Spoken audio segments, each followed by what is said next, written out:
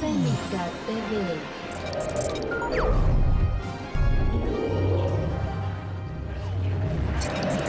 Cénica TV.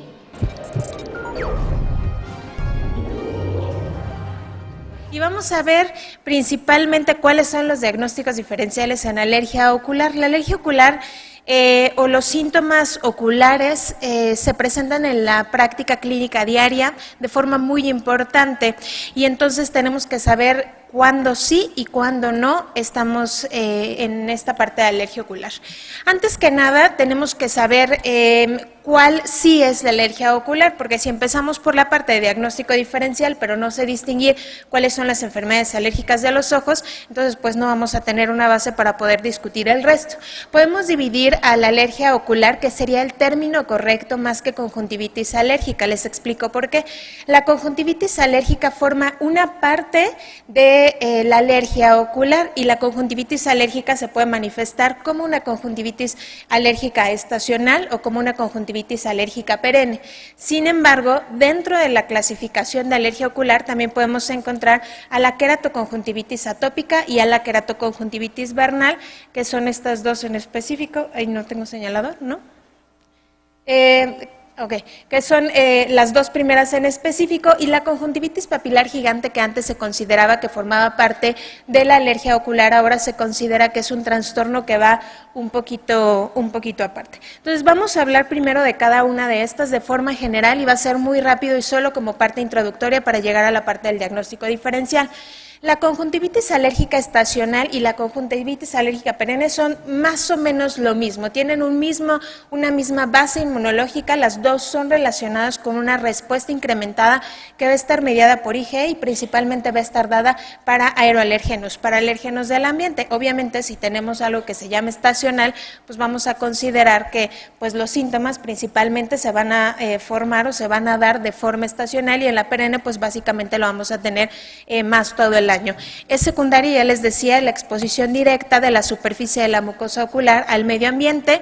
Es más frecuente o se va a dar más en climas cálidos y secos, en climas donde hay como mucho viento, más que en climas donde hay humedad, y generalmente los síntomas oculares se van a relacionar con problemas nasales y faríngeos. Es muy frecuente que nosotros veamos pacientes que tienen rinitis y que además tienen pacientes con conjuntivitis. Dependiendo de la literatura donde se vea, hay relaciones que nos dicen que hasta el 90% de los pacientes con rinitis alérgica pudieran cursar con algún síntoma ocular, que esto puede ser una verdadera conjuntivitis alérgica o simplemente un ojo rojo o lagrimeo o a lo mejor un poco de prurito ocular. Sin embargo, sí es muy importante los síntomas oculares para los pacientes que son alérgicos, principalmente para los pacientes que cursan con rinitis. Vamos a tener que el cuadro clínico de este proceso de la conjuntivitis alérgica que es estacional, la vamos a tener por prurito ocular, que puede ser de leve a grave, y este es un síntoma pivote.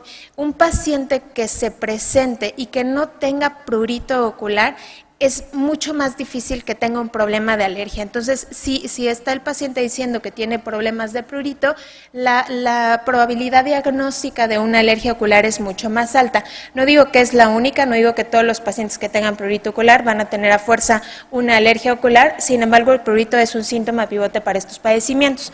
También encontramos pacientes con lagrimeo, eritema, edema y ardor. Una cosa característica e importante es que la afectación generalmente es de forma bilateral. Esto no significa que los dos ojos a fuerza van a estar afectados en la misma gravedad o de la misma forma. Generalmente encontramos que un ojo a lo mejor puede estar afectado un poco más, pero los síntomas se van a presentar de forma bilateral. Ya les decía, va a estar asociada a la parte de rinitis alérgica. La hiperemia se va a ocasionar por una dilatación vascular. Podemos encontrar pacientes, sobre todo en los pacientes como más afectados, una quemosis, que es una permeabilidad alterada de las vénulas postcapilares o que se origina por eso. Y si nosotros revisamos al paciente de forma integral, como obviamente todos lo hacemos, pues podemos encontrar muchos datos de enfermedades alérgicas, como cuáles son, pues como las ojeras, ¿no? Característicamente de los pacientes alérgicos, que nosotros los vemos en todos lados y decimos, ese paciente tiene problemas de alergia. En cuanto a la conjuntivitis alérgica perenne, pues ya sabemos que, o ya les dije que es más o menos la misma fisiopatología que el estacional, simplemente se va a manifestar durante más tiempo. y con esto tampoco implica que durante todo el año los síntomas se van a mantener exactamente iguales, sino significa que los voy a tener todo el tiempo, pero que puede haber periodos de tiempo, dependiendo de lo que me esté haciendo más daño, del contacto que tenga con aeroalergenos, en donde voy a tener un poco de más síntomas en alguna época del año en específica.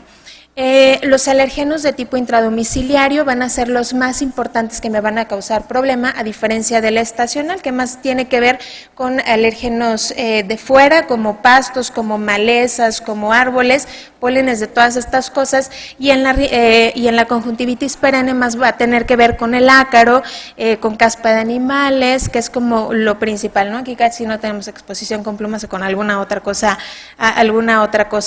rara. En la conjuntivitis vernal, característicamente vamos a tener esta imagen del párpado cuando nosotros hacemos una eversión a la hora de que estamos haciendo la exploración clínica. Casi todos los pacientes tienen antecedentes de atopia y se va a presentar a edades como más tempranas y preferentemente en hombres, como entre los 15, los 11, los 15 años, y ya después de los 20 años se dice que para la tercera década de la vida muchos de estos pacientes llegan a remitir, principalmente les digo que se encuentra en varones, y se puede dar una afectación que puede ser de forma tarsal, que es como la imagen que nosotros vemos ahí, que es como la forma más grave y donde tenemos papilas muy grandes y que van a estar provocando una sensación muy importante de cuerpo extraño, una sensación muy importante de ardor, de prurito, y podemos tener otra manifestación que puede ser la límbica, que es esta imagen que viene por acá, en donde podemos tener estas papilas que van a estar como más desarrollados alrededor del limbo, que es, digamos, que una forma un poco más leve, aunque las dos forman parte de las manifestaciones un poco que son más graves. Tanto esta queratoconjuntivitis vernal como la siguiente que vamos a ver, que es la atópica, tienen tanto una reacción mediada por IgE como una reacción tardía, y se pueden clasificar dentro de la parte aguda y de la parte crónica. Los principales síntomas que vamos a encontrar son prurito ocular. Generalmente el prurito va a estar exacerbado por el viento, por algunos otros factores como la luz, como el polvo y el frotamiento intenso de los ojos. Yo siempre les digo a los pacientes, un tejido que ya está inflamado va a reaccionar ante todo. Obviamente, si a mí me ponen con mucho viento, me quitan los lentes y lo estoy recibiendo directamente, después de un rato me va a empezar a molestar los ojos. Sin embargo, los pacientes que ya tienen una patología de base, que ya tienen un problema y que ya están inflamados, pues el tiempo que van a empezar a desarrollar problemas con estos ambientes que son más ventosos o a lo mejor ambientes más contaminados va a ser mucho más rápido que si no tuvieran un poco de inflamación. Podemos tener fotofobia, podemos tener sensación de cuerpo extraño, que generalmente lo tenemos, y que va a ser más frecuente cuando tenemos un involucro del tarso más importante. Podemos encontrar una secreción filamentosa, espesa, en forma de moco en estos pacientes. La queratoconjuntivitis atópica, y ahorita les voy a hacer un resumen para que nos quedemos como más claros. Dicen algunos autores que es la manifestación de la dermatitis atópica en los párpados, y de alguna forma tienen mucha razón, porque generalmente se presenta en pacientes que tienen dermatitis atópica o que empezaron con problemas de dermatitis atópica a edades tempranas y que ya después, un poco más a los 20, 30 años, empiezan con un poco de problemas más en los párpados, que es una manifestación básicamente de esta dermatitis. Podemos encontrar alteraciones como prurito ocular grave, lagrimal acuoso, podemos encontrar descarga mucosa, podemos encontrar eritema, y en los casos más graves, porque estos casos se pueden cronificar mucho, podemos encontrar visión borrosa, fotofobia, puede haber dolor, y básicamente la piel de los párpados la vamos a encontrar descamativa y con una base eritematosa que nos habla pues de la parte de dermatitis atópica. Entonces tenemos 4 enfermedades de base que ya dijimos. No es muy difícil de distinguir: una conjuntivitis alérgica estacional y una perenne, que es un mecanismo mediado por IgE, por aeroalergenos. La anterior, que es una conjuntivitis papilar gigante. Ay, ya me estoy viendo por acá. Acá. Que es una queratoconjuntivitis atópica, papilas muy grandes que pueden estar en el tarso o en el limbo. y una queratoconjuntivitis, ya me fui, la queratoconjuntivitis vernal, la queratoconjuntivitis atópica, que característicamente afecta a la parte de los párpados y que lo vamos a tener en pacientes con dermatitis atópica. Aquí les decía que la conjuntivitis papilar gigante, que es la última, antes se consideraba como parte de las enfermedades de alergia ocular, sin embargo ahora se sabe que el mecanismo es como otro tipo de mecanismo, y este padecimiento se presenta principalmente en pacientes que tienen uso de lentes de contacto. Vamos a encontrar que los pacientes, después de utilizarlos algunos meses, e inclusive hay pacientes que los utilizan algunos años, empezamos a tener eritema, sensación de quemazón, aumento de la descarga mucosa por la mañana, vamos a tener un poco de fotofobia y vamos a empezar a tener progresivamente disminución de la tolerancia al uso de lentes de contacto.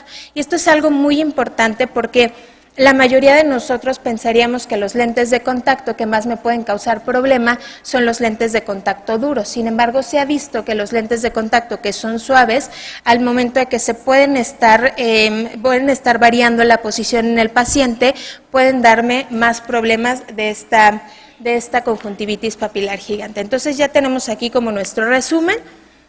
Y después nos vamos a ir a la parte de ojo rojo, que esto es básicamente lo que tenemos en la plática. El ojo rojo, nosotros les decía que para que nosotros pudiéramos establecer un diagnóstico diferencial de una enfermedad, pues debemos de saber cuáles son los síntomas principales con los que se desarrolla esta enfermedad. Y el ojo rojo es uno de los principales problemas que se presentan en una alergia ocular.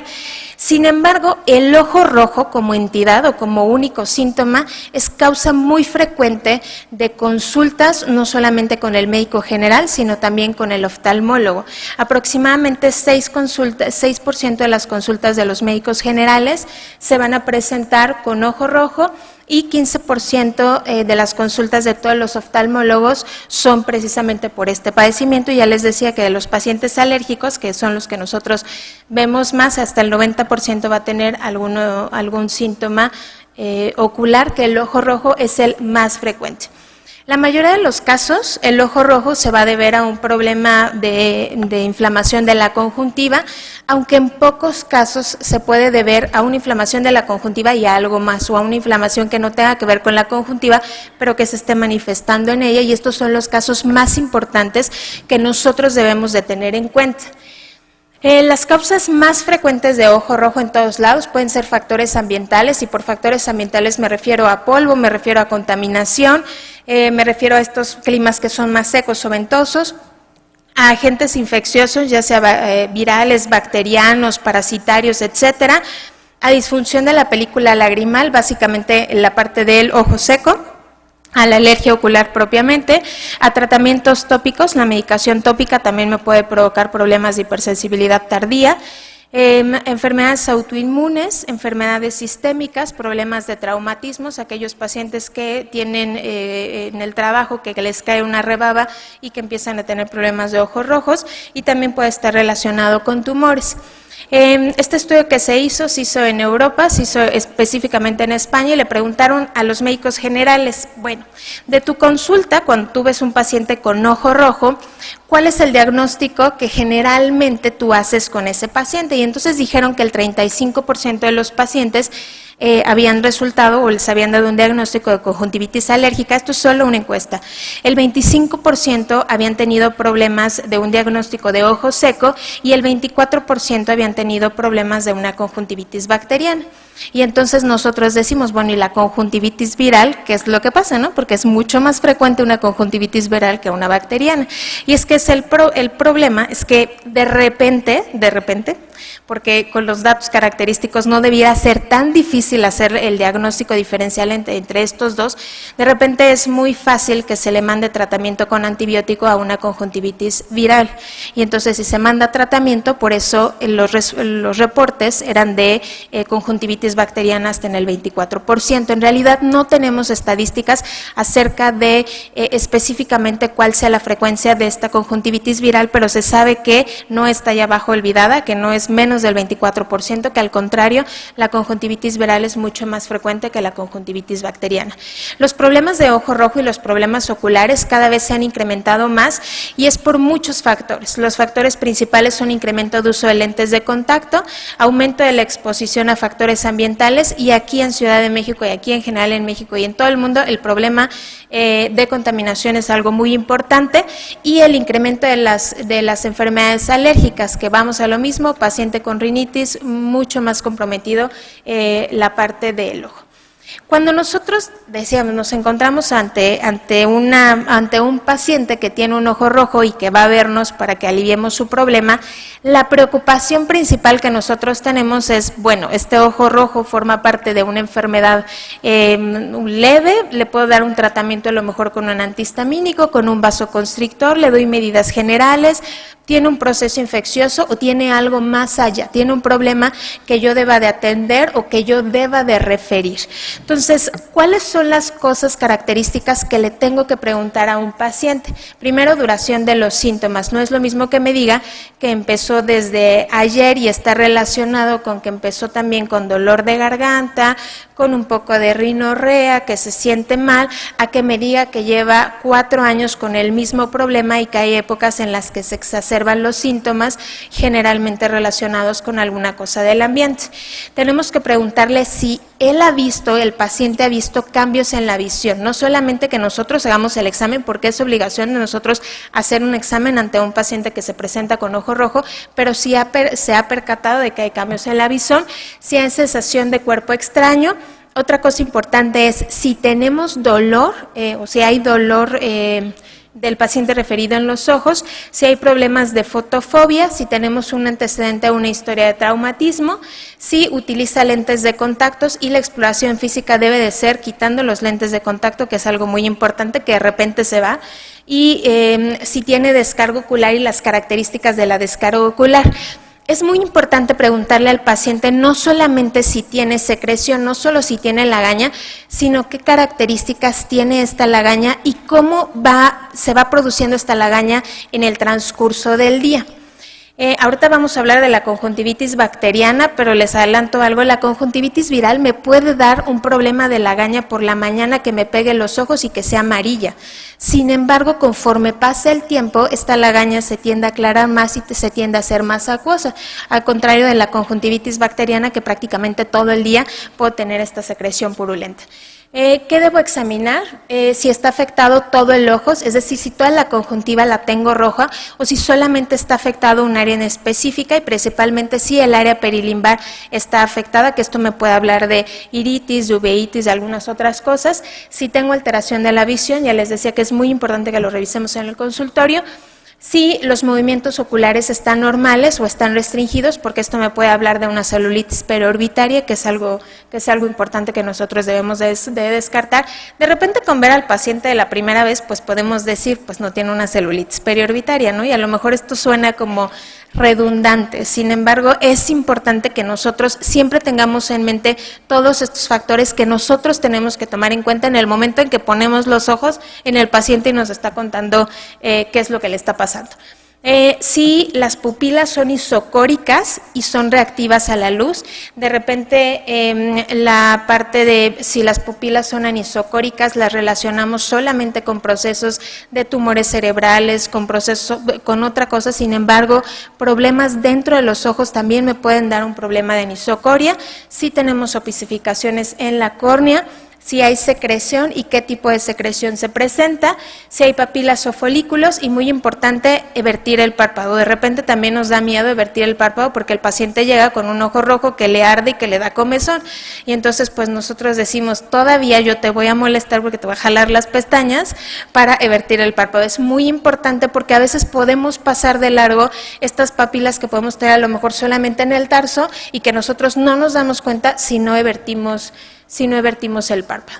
Entonces, de las cosas que nos pueden ayudar a distinguir más importantemente, aunque no digo que sean las únicas, si un paciente puede tener un problema grave cuando se presenta con nosotros con ojo rojo, es la anisocoria y el dolor a las maniobras de contracción pupilar. Para esto sí existe un metaanálisis que nos dice perfectamente cuáles son los resultados de muchos estudios. Sin embargo, para otras cosas, como por ejemplo el dolor ocular que refiere el paciente, no existe como evidencia científica tan importante para decirnos qué tanto riesgo tiene aumentado el paciente de tener un problema grave si tengo dolor solamente referido. Entonces, vemos aquí que la anisocoria se define como el incremento de más de 1 milímetro de una pupila respecto a la otra, y la diferencia, o sea, el que exista una anisocoria, ya sea que la pupila que esté contraído, la pupila que esté más pequeña, sea la del ojo rojo o la del otro lado, me incrementa muchísimo el riesgo de tener un problema grave. Si lo encontramos en los pacientes, en ese momento hay que referirlos con el oftalmólogo, que es algo muy importante. El dolor a las maniobras de contracción pupilar también es importante, tanto verificar el reflejo fotomotor directo como el reflejo fotomotor consensuado y el reflejo de acomodación. Cuando yo le digo al paciente que mira a lo lejos y después mira un punto cercano, el paciente tiene miosis, y esa miosis, si le provoca dolor, el riesgo de que tengamos un problema grave es mucho más importante.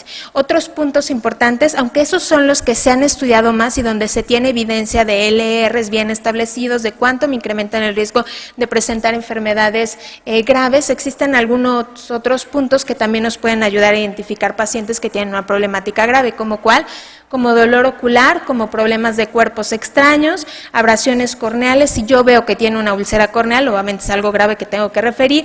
Si tengo infecciones herpéticas, y no solamente si yo lo veo en el ojo, porque a lo mejor en el ojo no lo distingo, pero si yo tengo problemas de lesiones en el párpado que parecen herpes, pues entonces ese paciente hay que referirlo. Si yo tengo los antecedentes de traumatismo, que ya los decía, si tenemos lesiones por lentes de contacto, alteraciones en alteración en la visión, si tenemos ante nosotros un paciente que es inmunocomprometido, un enrojecimiento periciliar, si hay opacificación de la córnea, si hay proptosis, si hay movimientos oculares reducidos.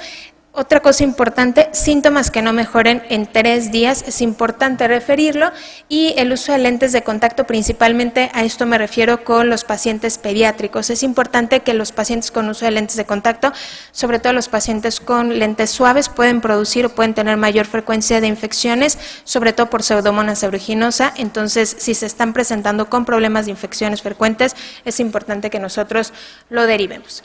Entonces, ¿cuáles pueden ser los problemas que puedan provocar un ojo rojo? Los podemos dividir en alteraciones dependiendo del órgano o la parte del ojo que estén afectando, que esto puede ser desde alteraciones en los párpados, alteraciones de la conjuntiva, enfermedades asociadas a enfermedades sistémicas, propiamente alteraciones del aparato lagrimal, de la córnea, de la esclera o de la óvea, que son como las cosas más importantes. Vamos a desarrollar las primeras 2, que son las más importantes.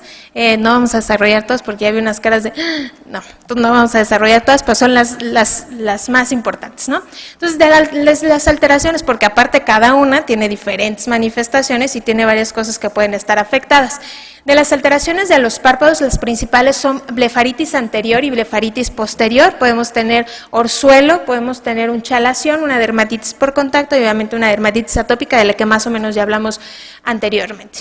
La blefaritis va a ser una inflamación del párpado, generalmente de la porción que está como más pegada al ojo, y esta puede ser de 2 tipos, una posterior y una anterior.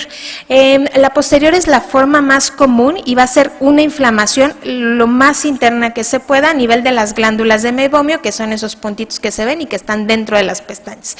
Esta inflamación puede causar una hiperqueratinización del epitelio del conducto, y a la hora de que existe esta hiperqueratinización, lo que provoca es que la secreción que está produciendo las glándulas de meiomio, que son las que característicamente nos dan la parte lipídica de la película lagrimal, no se esté produciendo adecuadamente. Si no se produce adecuadamente, entonces voy a tener aunado a la blefaritis, aunado al problema que tengo en el párpado, voy a tener un problema de ojo seco porque la película lagrimal no se va a producir adecuadamente. Y además otra cosa importante, que esta secreción que se está produciendo, en lugar de ayudarme a lubricar el ojo, lo que va a hacer es provocar una reacción más tóxica o una reacción tóxica sobre el ojo, y esto también me provoca problema.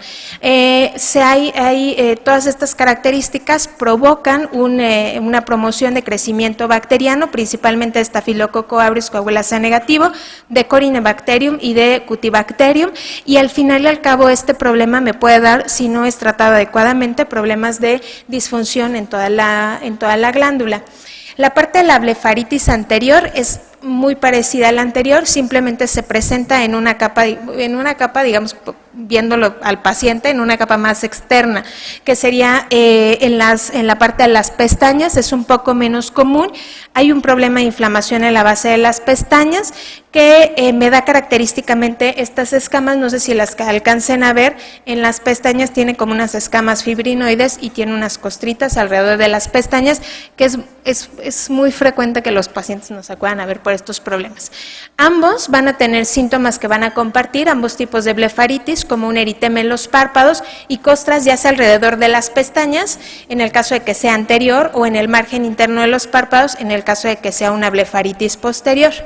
El tratamiento: es muy importante las medidas físicas, poner compresas calientes, lo más calientes que se puedan sin quemar al paciente, que es algo muy importante, y eso para deshacer las costras que se están formando y después limpiarlas. Las podemos limpiar con las mismas compresas o con un cotonete. Es muy importante decirle al paciente que no se talle porque esto puede incrementar la inflamación a nivel conjuntival. Podemos decirle, las compresas hay que colocarlas entre 2 a 4 veces por día y en un tiempo de 5 a 10 minutos. Hay que estarse haciendo masajes del párpado de forma circular. Hay que utilizar lágrimas artificiales porque ya les dije que provoca una alteración de la secreción de lípidos.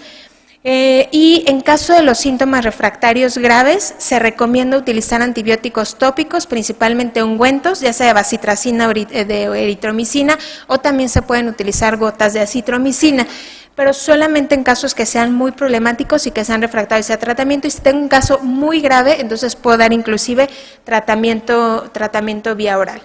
En el caso del orzuelo, es una inflamación con una infección aguda de la glándula D6, que es la que acompaña al folículo piloso, o una glándula de meibomio. Generalmente es por Staphylococcus aureus o por Staphylococcus epidermidis. En los adultos es mucho más frecuente Staphylococcus aureus, y generalmente, pues ya sabemos cómo se ven así. Hay eritema, hay edema, hay sensación de cuerpo extraño, pero generalmente está así, y la afectación de la conjuntiva suele ser como un poquito menor. En general no se recomienda utilizar tratamiento con antibiótico a menos que tengamos un paciente que tiene factores de riesgo, y considerando que trato de evitar una diseminación del problema local, puedo dar tratamiento antibiótico tópico. El chalación va a ser más o menos lo mismo que el orzuelo, sin embargo va a ser una reacción que va a ser más bien granulomatosa y que va a ser estéril, no va a tener algún involucro de bacterias, y se ocasiona porque el contenido lipídico, o sea, se ocasiona una reacción inflamatoria granulomatosa específicamente al contenido lipídico, que me va a dar esa imagen que ya no va a estar como tan inflamada, pero que sí voy a tener ahí un aumento de volumen. Es importante que los pacientes que tengan constantemente chalaciones, o un paciente mayor de 50 años que se presente con un chalación que no esté mejorando y que al contrario se esté incrementando de tamaño, o que esté empezando a deformar el párpado, hay que descartar un carcinoma sebáceo. Igual hay que referirlo. La dermatitis por contacto es la causa más común de inflamación de los párpados, y esta inflamación, a diferencia de lo que pensamos, no se produce generalmente por cosas que nos pongamos tópicas en los ojos, sino más frecuentemente por productos o sustancias que pongamos en el cabello, tintes, shampoos, alguna cosa extra en el cabello, o por sustancias que utilicemos a nivel de las manos o de las uñas. Y como tercera causa podemos encontrar algo que apliquemos directamente en los ojos. Puede ser alérgica o irritativa, y vamos a encontrar característicamente este tipo de lesiones en los pacientes. Y por último, quisiera hablarles de la parte de las conjuntivitis virales y bacterianas, que también es muy importante para que nosotros podamos decir, porque dos características cuando estamos en la consulta, primero decimos, ¿es algo grave? Ojo rojo, ¿no? Entra el paciente con ojo rojo, decimos, ¿es algo grave? No, parece que no es algo grave. Y lo siguiente que nos queda duda es, ¿le voy a dar antibiótico o no le voy a dar antibiótico o qué le puedo dar? La conjuntivitis viral es la causa más frecuente de conjuntivitis, generalmente está causada por adenovirus 3, 4 y 7, puede ser la única manifestación o puede estar asociado a un proceso de infección de vías respiratorias superiores y encontramos característicamente ese ojo con eritema, descarga acuosa o mucoserosa, ardor, sensación de cuerpo extraño. Podemos encontrar, como les decía, costras matutinas que son más espesas y conforme pasa el tiempo se van aclarando para hacerse más acuosas conforme pasa el tiempo.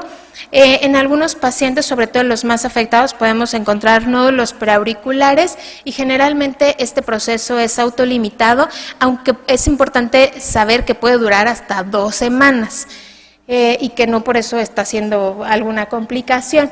Existe de la parte de esta conjuntivitis viral, una parte de queratoconjuntivitis epidémica, que es como una manifestación muy grave de una conjuntivitis viral y está ocasionada no solamente por el proceso infeccioso, sino por una respuesta exagerada, digamos que es como una respuesta de hipersensibilidad ante lo que nos está provocando este virus. Característicamente lo vamos a ver ahí, así, y ahí sí podemos tener una inflamación corneal que nos dé problema. Aquí igualmente hay que referir al paciente, hay muchas cosas que referir al paciente. Si tienen alguna duda hay que referir al paciente y no es, o sea, y somos todos, cualquiera que digamos puede ser o no puede ser, referir al paciente.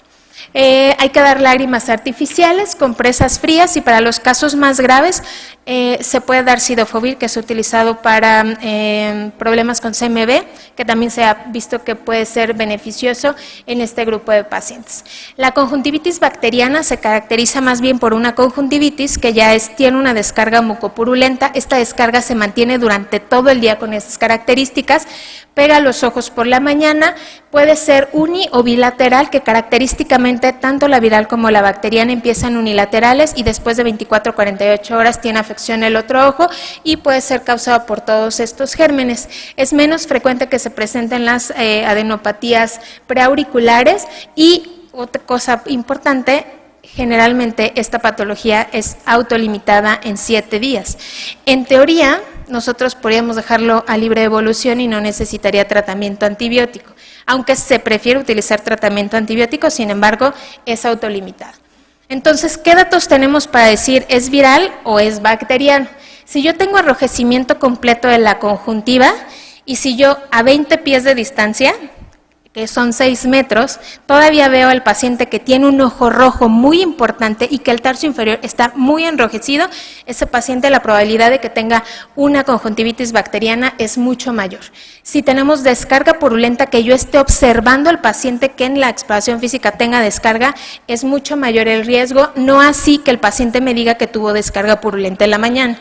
Que los ojos haya amanecido con ojos pegados por la mañana, que tenga síntomas en primavera o en invierno versus en verano, que es más frecuente que tengamos problemas en primavera o verano por una conjuntivitis bacteriana, y un score que si me da más de 4, que ahí está lo que se mide, que es mucho más frecuente que tengamos problema, que básicamente es exactamente lo mismo que les dije, ¿no? Si tiene los ojos pegados, si tiene descarga mucopurulenta que dure todo el día, es lo que nos indica más que tengamos una conjuntivitis bacteriana. El tratamiento acorta la duración, hay estudios que dicen que acorta la duración de 0.5 a 1.5 días, que tampoco es muy alentador, pero el número necesario de tratar de pacientes para obtener mejoría es de 6, que es un muy buen número. Se puede utilizar polimixina B y trimetoprim, gentamicina al 0.3%, eritomicina o tobramicina. Muy importante que no los mezclemos ni en viral, ni en bacteriana, ni en alguna otra cosa con un tratamiento con esteroide. Y en el caso de que estemos sospechando un problema por Staphylococcus aureus, ciprofloxacino o floxacino son los mejores a utilizar, aunque por ahí hay problemas con que son antibióticos de muy amplio espectro y que después hemos empezado a tener resistencias con ellos. En los niños es preferente aplicar el ungüento, porque es difícil aplicar las gotitas y es mucho más conveniente aplicar el ungüento. Aquí hay algunos de los esquemas más convencionales para tratar esta parte de conjuntivitis bacteriana. Me quedan 2 diapositivas, conjuntivitis por herpes simple. Si yo veo que el paciente tiene lesiones en los párpados que tengan que ver con herpes, es muy importante que nosotros pensemos en que puede tener afectación corneal. El eritema que nosotros tenemos característicamente en herpes simples es perilimbar y no tanto, o sea, puede estar afectado toda la conjuntiva, pero esa parte perilimbar está más afectada. Puede haber afectación de los párpados, tenemos los nódulos preauriculares de una infección viral. Puede haber disminución de la sensibilidad de la córnea, es decir, que el paciente, en vez de presentarse con mucho problema, mucho ardor, dolor, se presente con disminución de la sensibilidad. Hay que ver si hay úlceras corneales y el tratamiento se puede dar con estos 3 agentes, que el tratamiento compete al oftalmólogo. Y por último, el ojo seco. Todos estos padecimientos de conjuntivitis, incluyendo las conjuntivitis alérgicas, tanto la perenne como la estacional, es muy importante que nosotros demos tratamiento para el ojo seco, porque una de las principales cosas que se afecta es la película lagrimal. El hecho de darle lágrimas artificiales me va a ayudar para 2 cosas. Uno, para restablecer esta película lagrimal que tengo, y la otra muy importante es que si algo se depositó, el efecto de lavado y disminución de la concentración del alergeno, de lo que me está provocando el problema, se disminuye. Hay preocupación acerca de la parte de los conservadores para las gotas, porque muchos de estos pacientes utilizan gotas durante largo tiempo. Es importante tratar de buscar algún medicamento que tenga la menor cantidad de conservadores, o que no que tenga conservadores, y en esta parte hay algunos medicamentos que vienen en dispositivos que son en 5 o 6 gotas para que el paciente se lo ponga. Es súper frecuente que el paciente abra unas gotas de un lubricante ocular, las utilice 2 días, las deje guardados en el cajón y a los 2 meses se vuelve a acordar que tiene problemas y las saca, y entonces pueden estar contaminadas, no nos ayudan. Es muy importante que podamos utilizar estas presentaciones que vienen como más individuales. Creo que me pasé por un poquito. Cénica TV.